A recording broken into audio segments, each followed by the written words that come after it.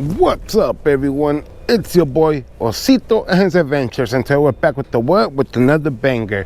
If it's your first time here, let me introduce myself. My name is Isaac, better known as Osito and his adventures, and in this channel we talk auto detailing. I'll show you the in and outs about how I run my business. We do product reviews and we talk about life. So if you like content like that, make sure you hit the bell notification, but first you gotta subscribe so you don't miss another video like this. Now that we got that out the way, let's get straight into the video, guys. As you guys can see, it's a beautiful day here in the Bay Area, California to be exact, and it is right now 3:08 p.m. I arrived about 8 minutes late. Let's be real, kind of unprofessional, but hey, traffic don't play sometimes. With that being said, we're gonna get set up because we have this beautiful old school we gotta work on right here. Let me go on and give you guys a quick look for you guys can see what I'm talking about. As you guys can see, guys, we got this beautiful Cadillac right here. This is the 1961. I don't know exact what model, but it's a Cadillac right here, man. As you guys can see, whoo, they don't make cars like this no more, man. Just look at the hood. How long is the hood, right? And then check out all the chrome. There's a lot of chrome on these vehicles. On old school vehicles like this, there's a lot of chrome you do have to maintain and overall just take care of. Maybe that's why they don't make them like this no more, right? As you guys can see, this vehicle has some nice grooves right here. So sometimes you gotta make sure you get your hand all the way down there. Don't miss a spot. One more thing too, whenever you're working on an older vehicle like this, you really want to make sure you don't how can I say this, that you don't have your pressure washer super close to the paint. Some of these vehicles might have some, you know, paint chipping, and guys, this paint's been here for so long, so why are you gonna be the one to mess it up, right? So always just wash from a distance. You don't always have to use super harsh chemicals.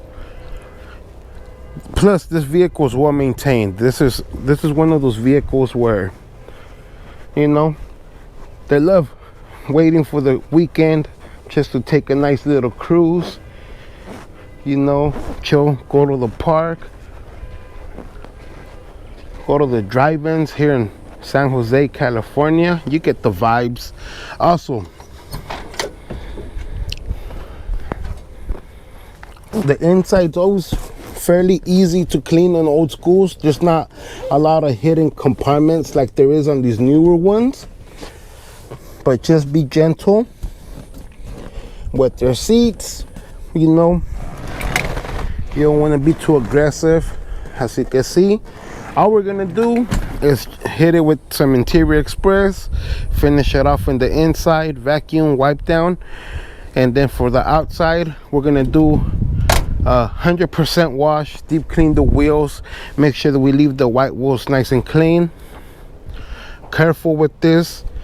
As you guys can see, we have a crack right here. These windows, it's not easy to get no more, guys, so be careful with everything you do. But let's go ahead and get started.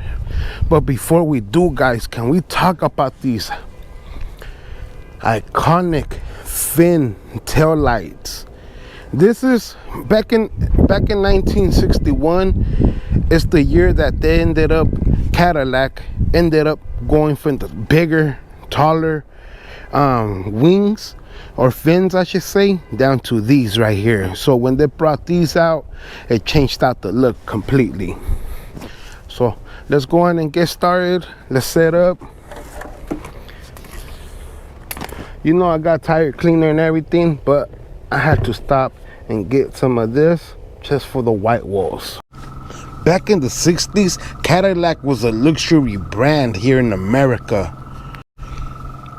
A lot of Cadillacs were the first ones to introduce power steering, power brakes, and etc. here in America. So when they came out, if you had one of these back in those days, you truly had made it already. Imagine if a car like this could talk. Imagine all the stories it could tell you. All right, my detailing grizzlies, now that we took care of the wheels, it's time to do our contact wash. So the first thing I'm gonna do is I'm gonna foam up the whole vehicle. But I do want to mention, whenever you're working with the old school, always be considerate of the door seals, of the door gaskets, of the window gaskets, of the window seals, etc. Sometimes in older old school vehicles, water could leak through those areas, so always be cautious and always be careful. Always spray from a distance if you can, and overall always provide the results they're looking for. Real quick, all the chemicals I'm using, everything I'm using will be linked down below. Right here, what I have in my foam cannon, it's Active Foam by Koch-Chemie. I do have a video about this product if you want to see it, linked down below somewhere. With that being said, let's go on and get started. We're gonna do a pre-wash.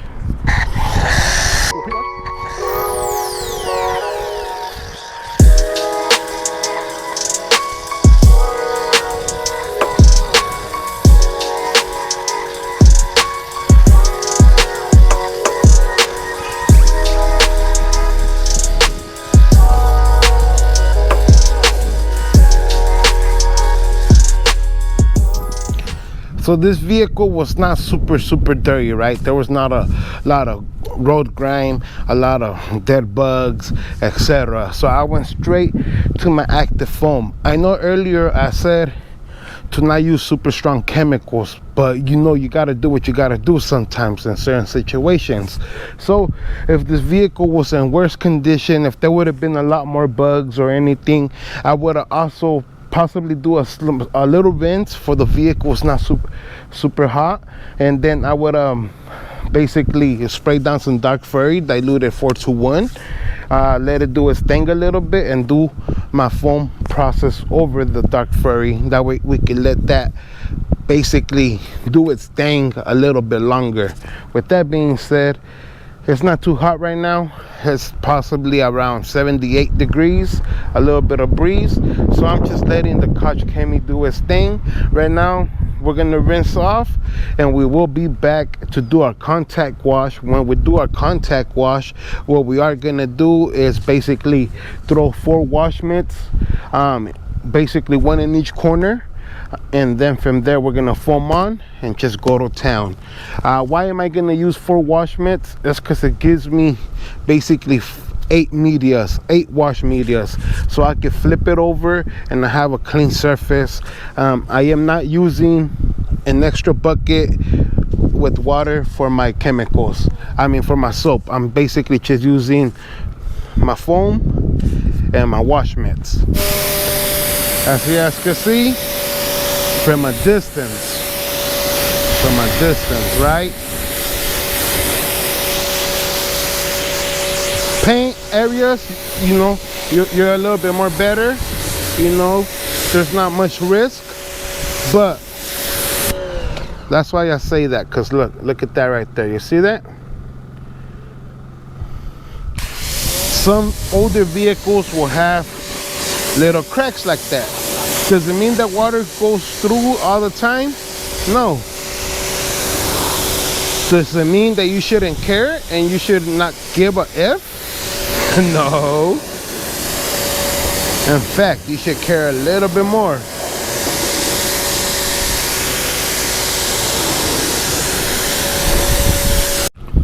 Time to do our contact wash. As you guys can see, I have 4 wash mitts around the vehicle.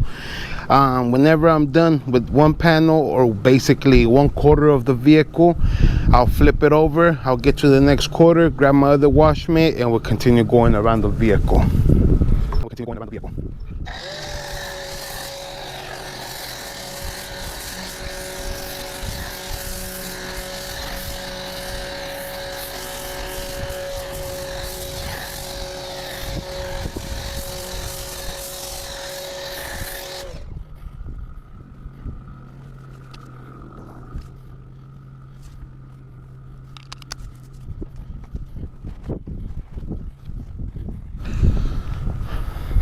All right, guys, we are gonna start off in the hood. We're gonna attack the front glass as well. Make sure you lift up your windshield wipers. Get under there nice and clean. While I'm here, I'm also gonna attack the front grille.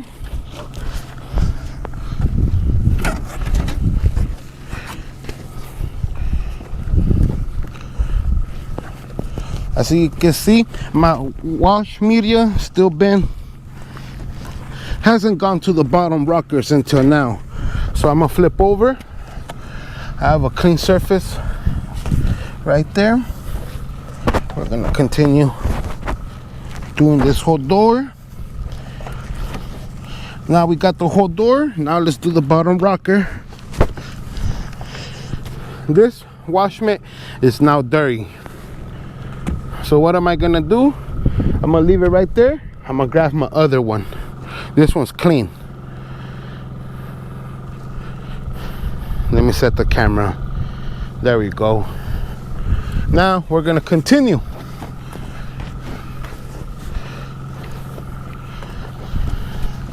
Why do I like this method? Because you don't have to be wasting time going back and forward to the bucket. Not only that, but since I have a 50-gallon water tank, it helps me save water. If I can save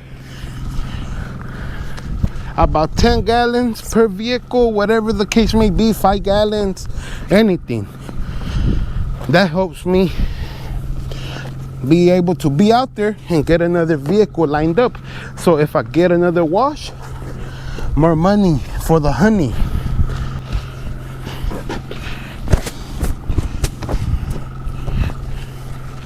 Okay. The roof, we're not worried about the roof too much right now. For that, I'm gonna use my long reach. Now that we're done with our contact wash, before the soap fully dries up on me, I'm gonna just go on and do another foam.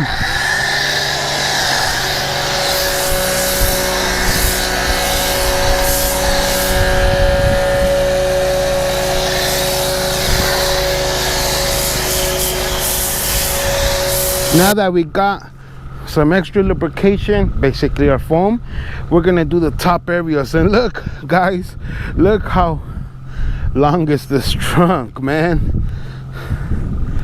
It's literally longer than the Mitt on the Stick Pro 2. Woo-hoo-hoo-hoo. So sick, man. This car's so badass. Imagine all the women that got pregnant in this vehicle back in the days. Oh, man.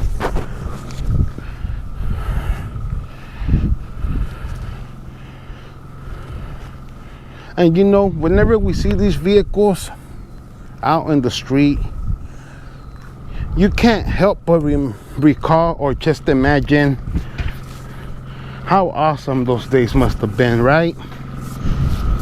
All right, my detailing grizzlies, it's time to rinse off the vehicle. But before I do, I'm gonna go in and basically lay down the wax. And I'm not gonna do a traditional old school way, which I should with the old school, but we're gonna lay down some protector wax by Koch-Chemie. Uh-oh.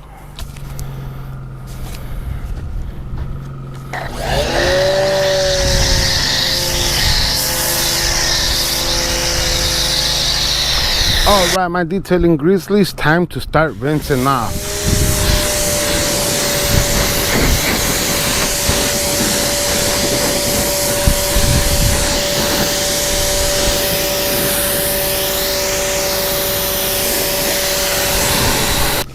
Now we're gonna start drying the vehicle.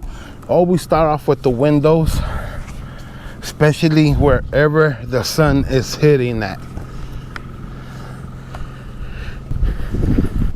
This Cadillac stretches over 18.5 feet from bumper to bumper, and it weighs nearly 5,000 pounds. That's a massive car from today's standards. But look at that. That's such a beauty, man. cleans up real nicely. And I know you're wondering, Osito, what's under the hood? Well, I'm not sure what's under the hood on this one, but back then when they first came out, it had the 390 cubic inch V8 making about 325 horsepower. In 1961, that made this vehicle one of the most sought after vehicles, especially if you made it in life, you were a lawyer or etc. Now you tell me, would you drive a vehicle like that in today's era? I personally would. Whenever I see people driving vehicles like this, I just think to myself, damn, look at those people. They're just living it up. They're just living free, no care in the world. You'll see them cruising with their ladies, whatever, man. Just a beautiful thing, right? With that being said, if you like today's content, please make sure you hit the bell notification. But first, you gotta subscribe so you don't miss another video like this. Now that we got that out the way, let's wrap it up, man. You already know every day is a blessing and every struggle is a lesson. So what? Don't be stressing. Bye.